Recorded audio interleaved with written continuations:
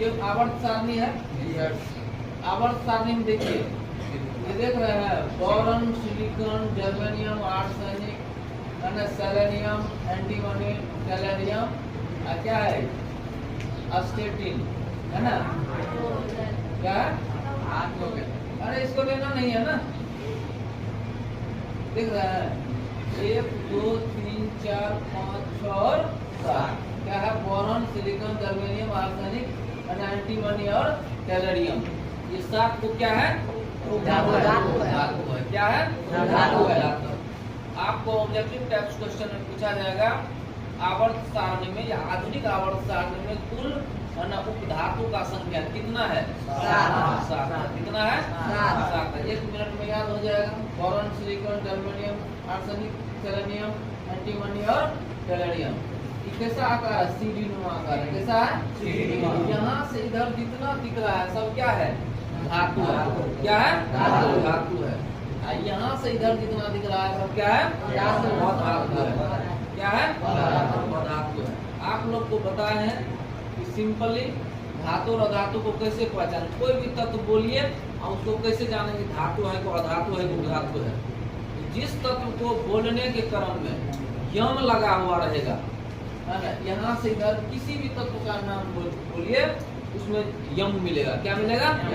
यम जब मिलेगा तो समझ जाइए धातु है। क्या है? धातु है। क्या है? धातु है। अगर उसमें यम नहीं रहा तो अधातु है या धातु है।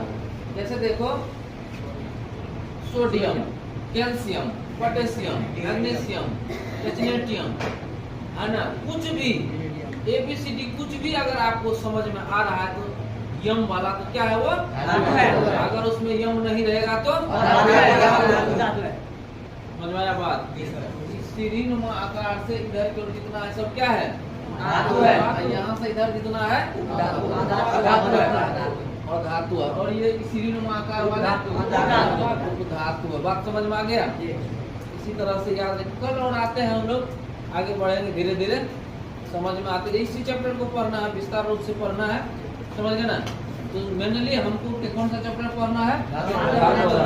तो धातु को पहचानने का सिंपली क्या हम बताए तरीका, जिस तत्व को बोलने के क्रम में क्या लगा रहेगा? यम लगा हुआ रहेगा, समझ जाएंगे वह क्या है? और जिसको बोलने के क्रम में यम नहीं मिलेगा समझ जाएंगे। लेकिन यह नियम सभी पर लागू नहीं होता है। जैसे जिंक है, जिंक क्या है? धातु है, लेकिन इसमें यम है नहीं है। ऐसा गलती नहीं करना। प्रायः तत्व में, है ना, प्रायः धातु को बोलने में किसका प्रयोग होगा? यम का। किसका होगा? यम का।